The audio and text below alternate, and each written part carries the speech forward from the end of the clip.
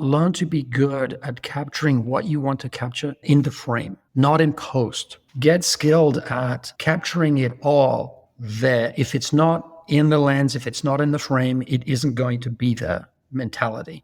Versus, okay, I'm generally going to grab an image that captures the overall scene, let's just say.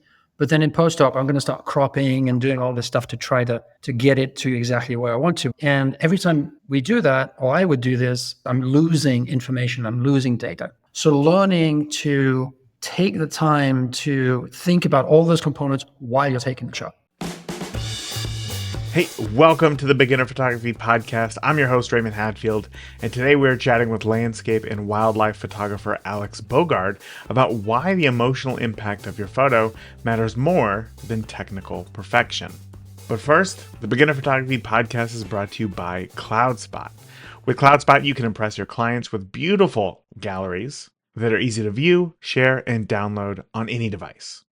You can control image size, add a watermark, and of course, download limits as well. So go ahead and grab your free forever account over at deliverphotos.com and only upgrade when you are ready. So today's guest, Alex, has been to some pretty incredible locations to photograph, much of the beauty that makes up our world. Photographing landscapes in nature can be pretty challenging as you can prepare for months for a trip, and weather can put a quick and unexpected stop to your plans, or if you're photographing wildlife, animals could just decide not to come out.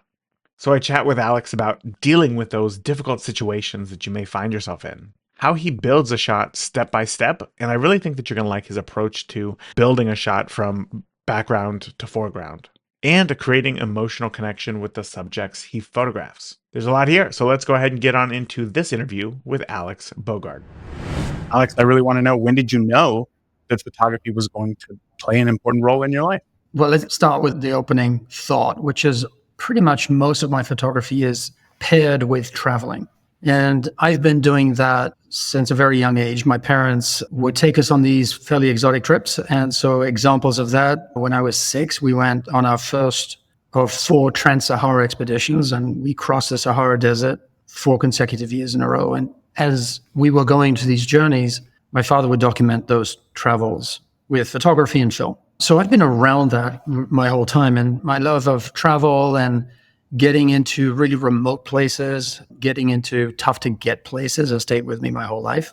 And so I don't do that nearly as often as I'd like to, but every opportunity I have, I do. And when you're out there, often I'm alone or I'm with one other person. And if I'm with one other person, we'll have the same feeling, which is what we're looking at is just amazing. Most people will never see this. How can we capture this? So when we come back home, we have a memory of that, right? And so that's been with me since a year. So in the sense of being a photographer, I've been doing it at that level, just like most people do. They go somewhere, they enjoy where they're at, they take snaps with their phones or their small cameras and so on and so forth. I've been doing the same thing for as long as I can remember, basically. So when does it get to the point? Because, I think we can all relate to having family photos growing up and taking photos on vacation, but you do more than that. So when did you think that you wanted to pick up a camera and that you wanted to do the same thing and document your travels?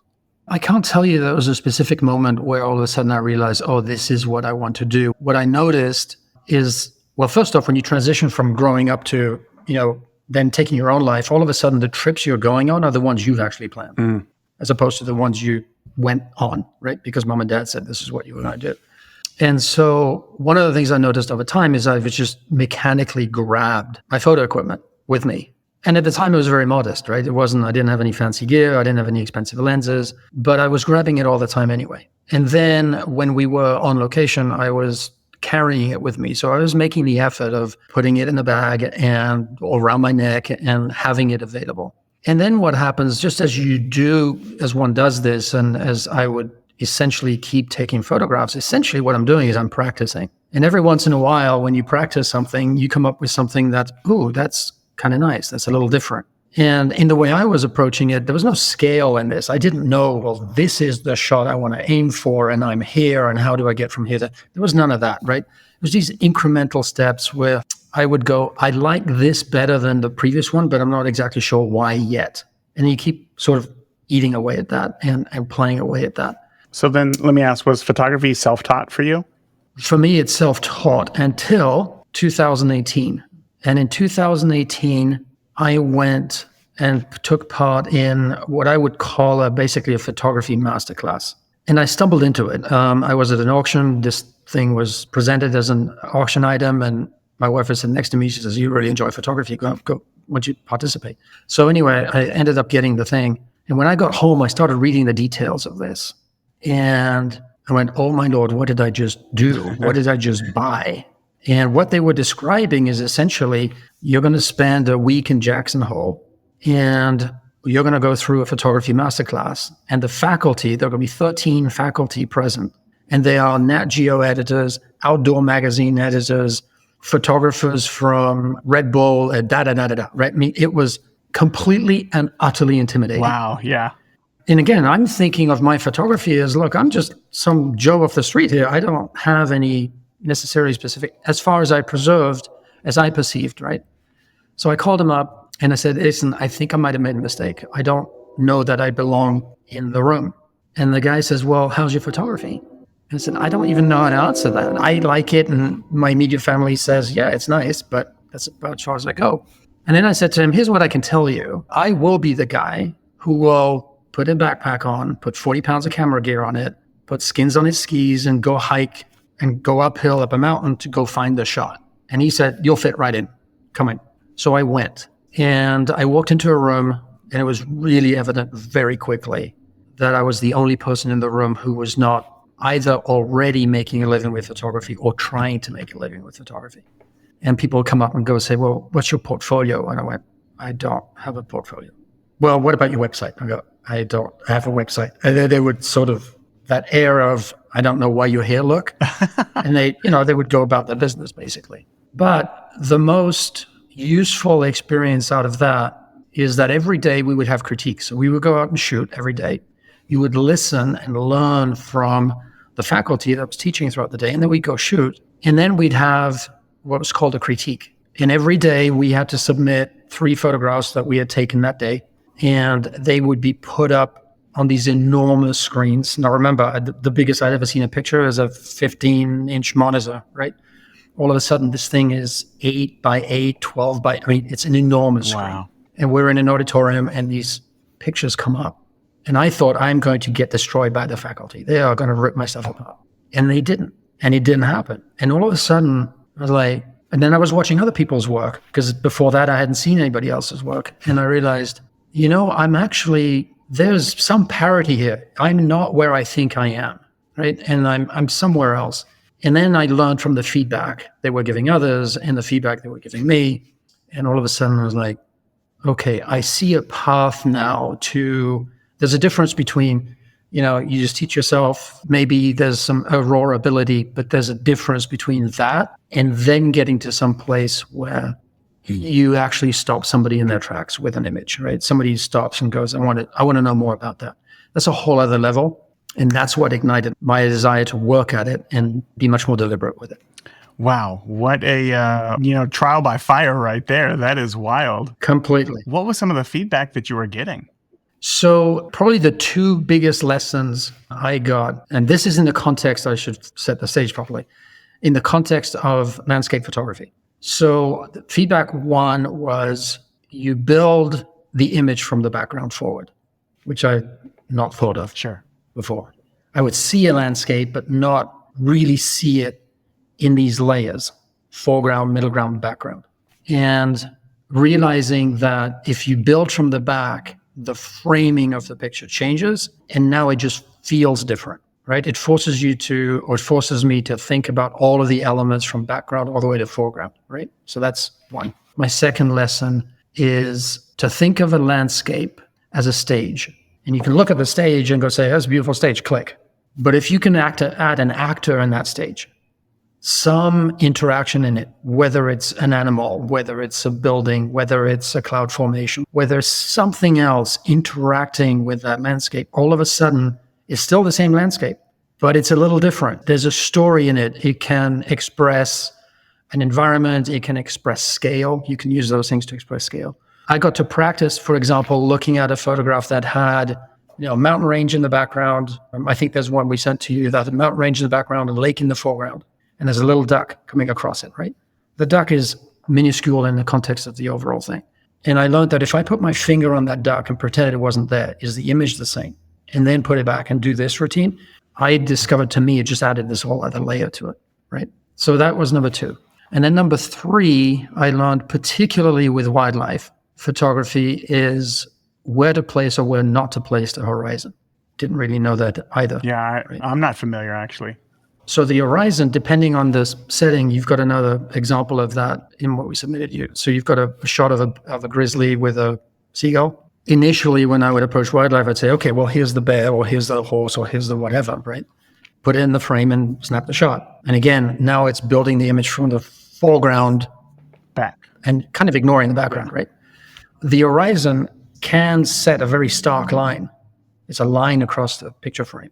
And the horizon going through the head of an animal or a subject could be a person, right?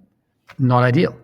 So then you go to exploring with, well, what happens if you had lowered yourself? What happened if you had gone up to move the horizon around the subject so it doesn't interfere with it? So I learned that. And the one more was to learn to be good at capturing what you want to capture in the frame, not in post, right?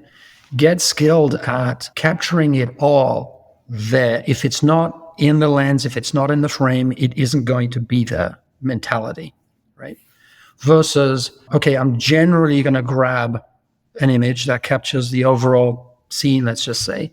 But then in post-op, I'm going to start cropping and doing all this stuff to try to get it to exactly where I want to. And I used to do that a fair amount, not knowing any better. And every time we do that, or I would do this, I'm essentially cutting off sections. I'm losing information. I'm losing data, right?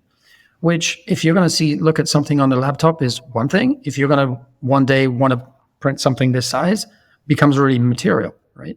So learning to take the time to think about all those components while you're taking the shot. So that was probably the 4 biggest takeaways from that particular experience.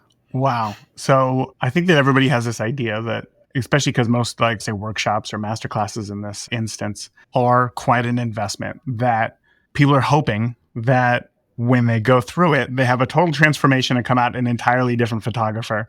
And having gone to workshops myself, I don't think that I've ever experienced that, but it sounds like that's exactly what you experienced. And I did. I think my transformation was, first off, personally, I never thought my stuff was any good, which is why I didn't show it with anybody, right? I just, you open up any magazine and you look at pictures and you go, these are just jaw-dropping. What am I going to show my stuff for, right?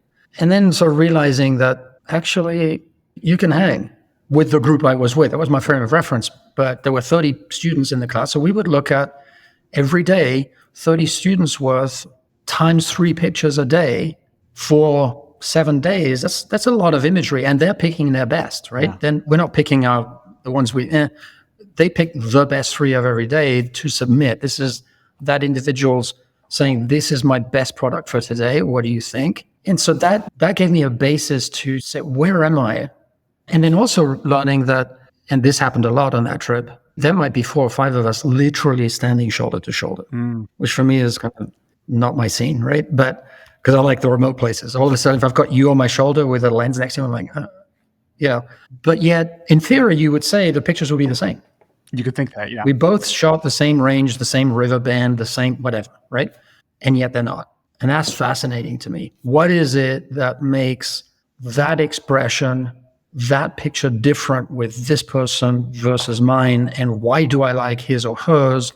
What do I like about mine? Is it okay that they're different? It's a whole bunch of self-discovery in that process. So it was really good for me. What did you do after that? Because you went from essentially glorified snapshots, right? You had the skill, right, of being able to shoot that you had been doing for years, but now you're leaving with more information than ever as far as your own technical abilities in photography. Where did you take that? So then I just went and applied it. So I applied these. I mean, there aren't that many, just off the 4 that I've mentioned to you today, there's a lot to work on already. My confidence went up significantly from that experience. I did come out from a photographic standpoint, a different photographer, I would say. My sort of natural makeup is I love being the weakest link in the room.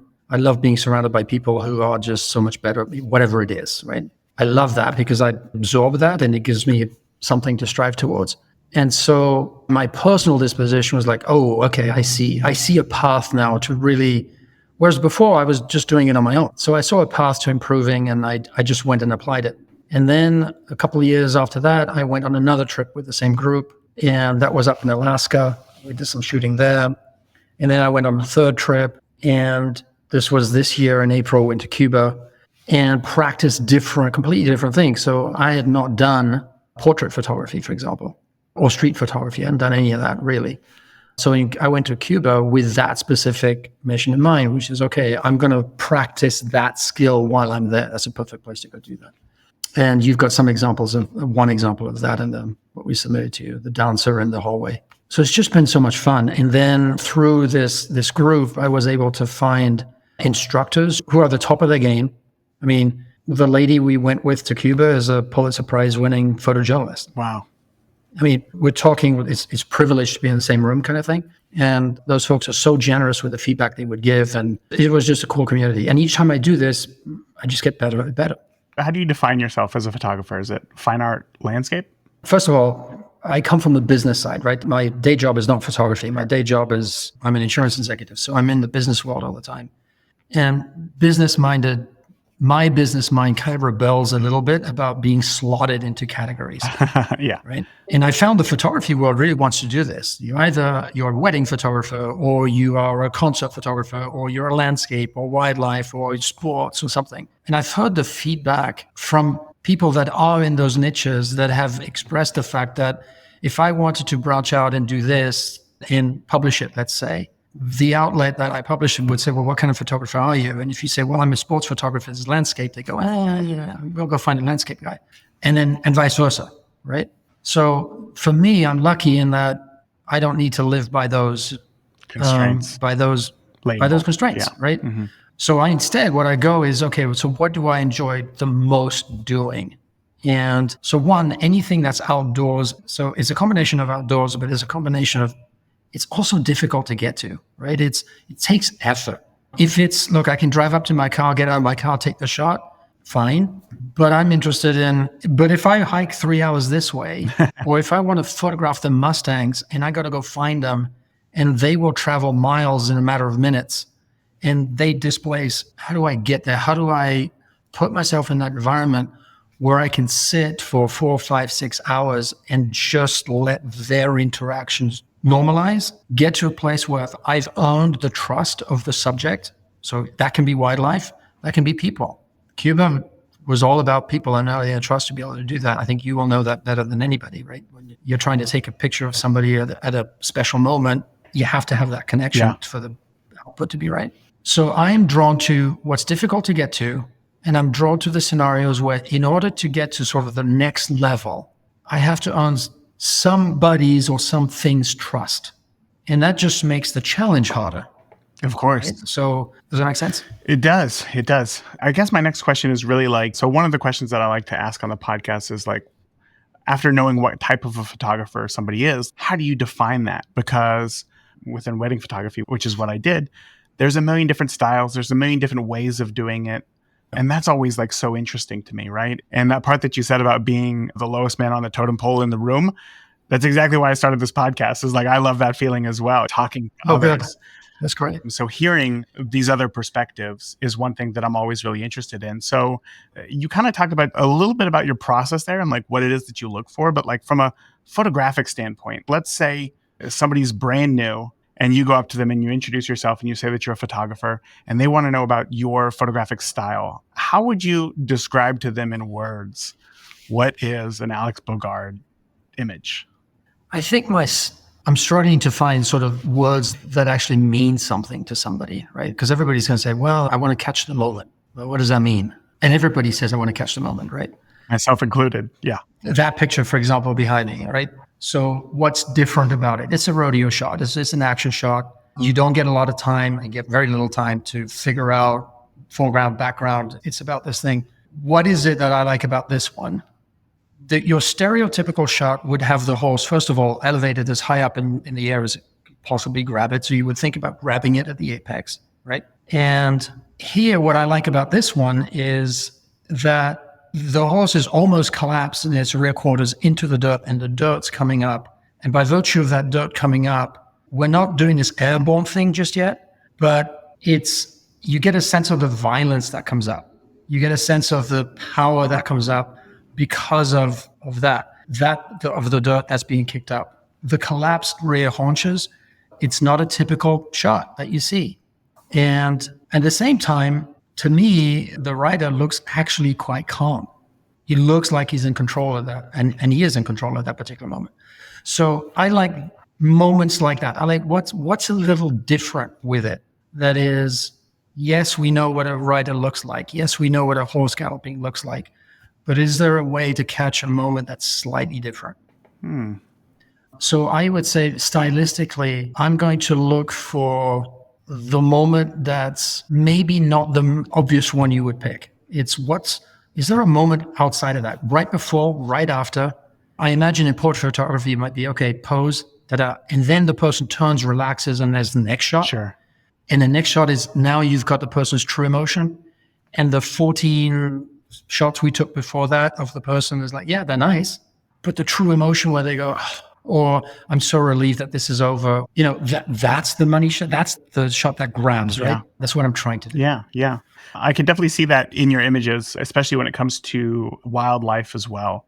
It doesn't just look like a portrait of an animal. You always have some sort of action. You have some sort of connection with that animal. And I guess that goes back to what you were saying about building authority or a connection with your subjects as well. And that's how you're able to get that. But let me ask then, like when it comes to landscape photography, like let's say that there's no animals in it, because I've seen some of your images from, I'm guessing, Nepal, right? Of just... Correct. So would you say that still applies to landscape images that don't have people or animals in them as well? Yep, it can. So now it comes through a different source, that moment, right?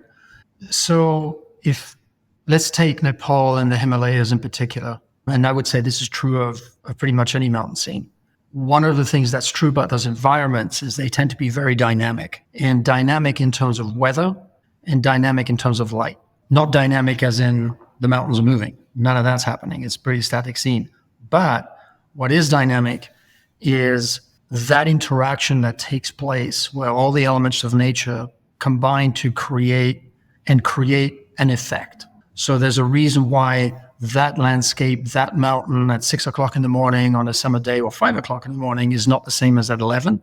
It's not the same as at 6 p.m. It's not the same as at 10 p.m. They're all different. There's a reason why there's these golden hour concepts. And that speaks to strength of light, angle of light, shadows that are being cast, cloud formations. So that interaction, that actor I'm looking for, if I don't have a hiker on the trail or a porter crossing a bridge or a yak descending, if I don't have those elements, then I'm going to look for the other ones, which are, how is that sunbeam that's hitting the spot where I am now, but that scene over there is in the shade? I'm wondering if this is going to move, if this sunbeam is going to move based on what's happening with that's going to now shine a light and sweep a light over time across the scene. And what does that then do? And that makes for a very different picture. Yeah. The best analogy I can give to that is, okay, take a photograph that you like or print that you like, a piece, put it on the wall. No lighting. It looks one way. Put a light on it, it looks different. It pops in a different way. And in nature, you find the same effect. The light isn't an artificial light, but it's the filtered light through clouds, or it's filtered light through haze, or it's harsh light, or it's a shadow. Shadows are really very useful tools to use as well, because they can create the same effect as a light. So that's how I try to do that there. You're almost, in essence, taking light and weather and turning them into their own subjects or characters within. They are. They're the actors at that moment. Wow. I like that. I don't think a lot of people think about that. Could be wind. So if you have a scene with grouses that are bending, and maybe they're bending at different rates, and trees that are, all of that, ripples on water, all of that creates texture, and they're useful. Yeah. Now, somebody may like it, and somebody may not like it, but they're just elements you can work with, right? Elements that you can work with. Okay, so I have 2 young kids, right? Sometimes they work with me, sometimes they don't. When you travel to a location, where, as you say, the light, the weather is dynamic. Sometimes it works with you, sometimes it doesn't. How do you deal with that? How do you deal with that idea that you might travel across the earth and get to Nepal and it doesn't work out? And it's garbage. I know. How do you deal with that? I know. So, and I was fearful of that because the lowest point in the Nepal trek, basically to Everest Base Camp, was a little over 9,000 feet. And the high point where I ended up was, 18.2 and change, right? Wow. There is a complete possibility that the entire trip is actually in fog and in cloud. And it turned out that actually a couple of weeks before we got there, that's exactly what it was.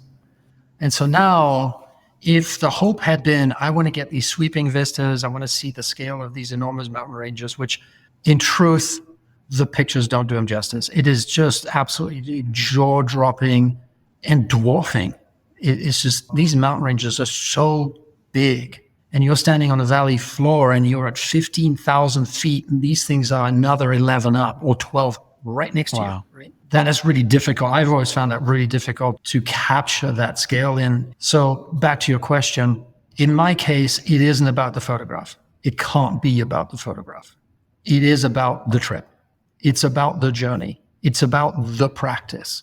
And if I come back with nothing photographically, and if I define my experience as success is I have a good picture or I don't, failure is I don't. First off, in the way my success rate is, I would never do photography if I did that. I might shoot 1,000 pictures and have one that maybe it's such a low rate of return on the effort. You would say, why? Take up golf, do something else, right? But going out there to spend all this time to go take all these pictures and then have one, if that's the measure, then to me, that's just a recipe for disappointment. If instead it's about the experience, and within the experience, even in the worst, there is probably something you can do with it. So let's pretend, in our case, we're super lucky in that for the vast majority of the trip, we had clear skies. We were unlucky in that I had gone to photograph Everest, and I had this idea that Everest would be. First of all, the thing is behind another mountain range. You can barely see her. And then the little bit you can see is totally in clouds. I got like 2 or 3 glimpses of it. Wow. 10 days travel, right? 100 miles of trekking, 21,000 feet of elevation gain to net that 9,000 foot delta. And I get a little, 35-second snippet when it wasn't even sunset. It was past sunset. The valley was already in the dark. We're above cloud. And all of a sudden, boop, there's a little parting. You get a little shot, take the shot, come back. It's not a great shot, but the moment is magic. The moment being there has to be fulfilling enough, right? So to me, photography is not about the output in the way I look at it. The journey is way more important. The output is the cherry on top. And if you come back with nothing, you come back with nothing. Go back again, right? Do you assemble some sort of shot list or anything beforehand? Like, what is the preparation process for a trip like this? Yeah. So I will have typically, and it's usually inspired by what some other people have done, I will have an idea of, here's one image I would really like to get. It's built in my head. I imagine the light. I imagine the setting. I imagine the background. And in this case, in Nepal, the one I had imagined, I never got. So I imagined the Sherpa. I mean, Sherpa is in its accurate sense. The ethnic Sherpa, not a Sherpa isn't a porter, right? But the Sherpa. So that culture that's in that Khumbu Valley, I imagine that person, grizzled, weather-beaten face, leathery skin, in a rock constructed shelter of sorts with an open window, natural light coming in, and that fading light across the face and all the detail in the ring. I imagine that's he. Never got it. I got it in Cuba. I was going to say, I bet I didn't get it. But I didn't get it in Nepal, right? I usually have a couple of ideas of things. Wouldn't it be nice if I could have this sort of image? And then I also make it a point to just be. Don't come with too many preconceived ideas. And in the business world, I do that all day. Everything is calculated. Everything is linear. There's a cause-effect relationship to most things. It's fast-paced. There has to be a return on investment. We do all this controlled environment. And then you go over here, or I go over here, and it's, okay, well, first off, I don't control anything. I don't control the weather. I don't control the time. I don't control whether the cloud is going to come in. It's going to rain. It's going to sunshine. I don't do any of that. I don't control whether the landscape, whether the wildlife is going to show up. I'm not even sure I can control just as best as I try to make it, is be in a condition physically where I can get myself there. But you have to give yourself up to that. So I think there's an important element that I enjoy doing, which is I'm looking forward to seeing what nature offers today or what the wildlife will offer today. And if it's nothing, it's nothing. It's still a good trip. I've had many conversations with listeners who are nervous or concerned about turning their photography into a business because they're worried that it's going to take away some of the joy, that now there's going to be a pressure to produce. So if for you, the goal is the experience, and if you don't get the shot, you don't get the shot, then why go to the lengths that you have to put these in print and put them on walls? And it's a lot of work. It is a lot of work, and it's a great question because the rational person would not do what I'm doing. Why add all this extra headache? Just go shoot and keep it to, your computer, and life's easy. There's an element, though, that I'm learning to enjoy, and I'm learning to, which I had never experienced before because I kept everything in my laptop. When somebody goes, I really like this, I want this in my home, on a wall in my home, that's different. All of a sudden you're like, what? Really? And then I will ask them, well, what do you see in the picture? Because I know what I see in it because I was there. And for me, it's one thing. And then they'll come up with their story. So I've got this couple who, as an example, are getting two Mustang prints I've got. And it's an interaction between a white and a black Mustang, and the black and white pictures, and they're 48 by 48 big. And they're in various stages of movement. And when I ask them, what is it they see about the picture? They are relating the pace, the grit, the challenges of the Mustang's lives to their own. And they're saying, this speaks to me because my life is a little bit like this. And they want that on their wall. And so, I don't know, it just feels good when somebody says, I really like something enough that I want it in my most sacred place, which is my home. Sure. So that's why I do that. I'm lucky in that I have another profession. So if I had to make a living at doing this, I'd be living under a bridge. But would you be happy? Maybe. I don't know. I don't know. That's funny. That story always reminds me of the Ansel Adams quote of there are two people in every single photo, the photographer and the viewer, and as you said, you were there. Like, you saw what happened. There's always going to be a technical perception that you're going to have of a photograph, composition, light, all those things. Yes. But it almost doesn't even matter. Like, when somebody else looks at it and they can equate it to their own life, that's something wild, I'm sure. That's absolutely right. I've learned this last year, when I look at things and go, it's not good enough. This technical part isn't right. And then realizing that, and conversely, it's true, where you can look at something and goes, I really nailed that.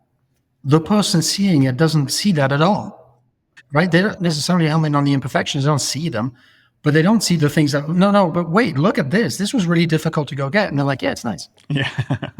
So if it doesn't speak, it doesn't, the technical part matters in the sense that there's a certain quality I think we want with our work.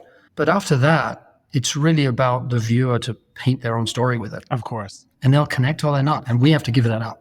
I think I have to give up that story. It's theirs, right? Not mine. So then let me ask you another question here, because again, I'm trying to think through the mind of the listener who maybe they're not going to Nepal, but maybe they have a cruise coming up, right? And they're going to go to the Bahamas or something. And they're bringing their camera, right? And you have this limited amount of time before you got to either get back on the boat or you got to get back on the plane to go back home.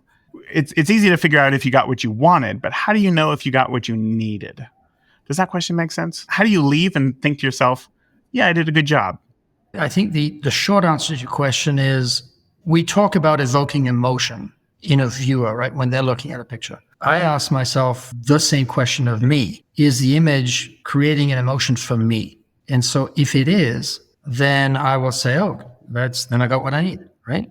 May still not be good enough. It may still not be something that's going to end up on a wall. It may still not be that's something that somebody else likes. But if it speaks to me for whatever reason, then that's the thing. So a good analogy for that would be, we'll take photographs of our own kids, but look at other people's shots of their kids, right? Do we react the same? Do we have that same sort of emotional response when we look at our kids versus somebody else's children? No. We don't. And let's say the shot of my kid is with an iPhone and it's, it's not even, I mean, it's a pretty basic shot. It might not even be square. It could be tilted to the side. And let's say I get a pro photographer who shoots these guys' kids. And photographically, technically, they're superb pictures. Am I going to have the same emotional connection with my snapshot on my phone of my kids versus, and my kids are still going to win, right? Yeah. So it doesn't matter how much talent you throw at the other picture, in my mind. So why is that? Well, it's because it really isn't about the photograph. It's about the emotion that it triggers in you as the viewer. And I try to look at my pictures as a viewer too. So if it's bringing out an emotion for me and I look at that, I go, that's cool. I like that. And everything else doesn't matter. So one of the questions you asked, which I didn't answer last time, was, well, if you take pictures for the love of taking pictures, but then you want to turn it into a business, do you then get railroaded into commercializing and putting stuff out that you don't have any connection with, but somebody else will, and you sell it? I can easily see that happening if one has to sell stuff in order to live, right? I don't have that issue. So for me, if I take a photograph and nobody else likes it, then nobody else likes it. What I'm not doing is going out and taking things that don't speak to me. I don't know how to end it any better than that. Honestly, that is something that I know is going to stick with listeners of the podcast, because it's just something that is so easy to get into, not only even from a commercial sense, but just like a social media sense. We always feel like we have to be putting something out there. And to hear from you, that's like, no, look, don't do that. Like, focus on yourself, focus on your own work. And that's how you're going to create something that's meaningful to you is going to be powerful. Well, let's be clear. I'm not giving advice because I don't, I'm not. Just your experience. I'm just saying, for me, it's just, if it works for me as a person and it meets my even stricter standards of quality, and it evokes an emotion, then it'll be what it'll be. It'll be fine. It's fine. It's good enough for me, put it that way. Right. Yeah. Technically, I'm going to be the strictest judge of anybody looking at it anyway. I'm going to shoot my own work down 100 times over. Yeah. Let me ask you then, I don't know if you do this. I don't know if this is even a practice or not, but what would you think about, say, going on a trip, I don't know, capturing 2,000 or 3,000 photos. And then when you get back, you don't even look at the photos. You hand them off to somebody else to pick their favorites. And then you, just to see like what emotionally resonates with anybody. Is that something that is even done? I have done that once. And how did that go? It was very interesting. I didn't like it. There's a reason why it was only once, huh? There's a reason why it was once. And what triggered for me was, I've always really enjoyed the photographic part, but I've really not liked the post work. Same. And I wasn't skilled at it at all. I got better at it, but I wasn't skilled at it at all. And when I went to that masterclass thing, I remember saying to one of the faculty, I said, I just hate the computer work. I don't want to do the computer work. I just want to focus on the photographic part, and that's it. And his response back to me was, you can do that, but then just know you're going to leave off 50% of the photograph, probably every time. And I remember thinking, what does that even mean? And so now back to your question, when I delegated the task of you go pick the pictures you think are important, I was also asking that person, and will you do the editing for me so I don't have to worry about it, because I don't like that process, right? And they would go, oh, okay. And then I get the list back. I get my photographs back. And they're like, really? Why'd you pick that one? And we're doing this. And then I would look at it and go, and plus, I don't like the editing. That isn't what I saw. I didn't have that connection. I didn't have that emotion. I think we can all hand a picture to 5 or 10 people. We're going to get 5 to 10 different reactions to it. In my case, I'm prepared for the fact that 9 out of them might be, yeah, it's okay. Everybody has an opinion. It's a bit like raising kids. Everybody else knows how you should raise your kids. It's like, well, so I've learned you can't delegate that. It's your eye, it's your work, this is you. Yeah. So you can't delegate that, I don't think. Yeah. Well, I mean, if you want the output that you want, you can't get it, right? You can't do it. You can't outsource it. And we're not talking photojournalism. That's different, of right? Course. That's a business, and okay, somebody goes over and shoots a football game. Here's 1,000 pictures. It gets wired over and the editor makes the picks, right? That's different. But for something you'd want to hang up on the wall, whatever the subject, it's like saying to the painter, go have somebody else paint it, I'll sign it. Right. Yeah. It doesn't work. I don't think so. But hey, maybe there's a way I just haven't found it. Well, if you do, let me know, because that sounds... Likewise. Yeah. Well, Alex, we're at the end of our time, but I wanted to say thank you. This has been a really interesting conversation, really eye-opening conversation into your process. And I really appreciate it. And I know that some listeners are thinking right now, well, where can we see more of Alex's work? So where's the best place to find you and your work online? Some of my work is on my website, and you can find that at www.alexbogaard.com. That's ALEXBOGAARD.com. Huge thank you to Alex for coming on the podcast and just sharing everything that he did. I got 3 big takeaways from this interview. The first one is to embrace the journey over the destination. Alex shared how he traveled across the planet to photograph Everest, only to see it for just a few seconds before the clouds covered it back up. Try to understand that the experience of shooting and the practice that you gain while shooting are more valuable than the final photographs themselves. So try to redefine what success means to you and prioritize learning and not just the photos achieved. Takeaway number 2 is to maintain your personal connection. Alex talked about the necessity of staying personally involved in every part of the creative process, from planning to shooting to post-processing. If you want full control, you must be deeply connected to every stage of creation. At the end of the day, it is your unique perspective that makes your work yours. And lastly, create layering. I encourage you to try Alex's technique for constructing your images with deliberate layers. Focus on the dynamics between foreground and background. Try to incorporate more compelling elements. And focus on framing your shot in camera rather than doing a lot of excessive cropping. These techniques will take your images beyond casual snaps and turn them into storytelling art. I would love to know your biggest takeaway. Feel free to share it in the free and amazing Beginner Photography Podcast community. We would love to have you. To join, go ahead and head over to beginnerphotopod.com/group now. That is it for today. Until next time, remember, the more that you shoot today, the better of a photographer you will be tomorrow. Talk soon. Thank you for tuning into this week's episode of the Beginner Photography Podcast. If you enjoyed today's episode, please share it with a friend. Start a conversation. Grow together. That is it for this week. Remember, the more that you shoot today, the better of a photographer you will be tomorrow. Talk soon. Thank you for listening to the Beginner Photography Podcast. Keep shooting, and we'll see you next week.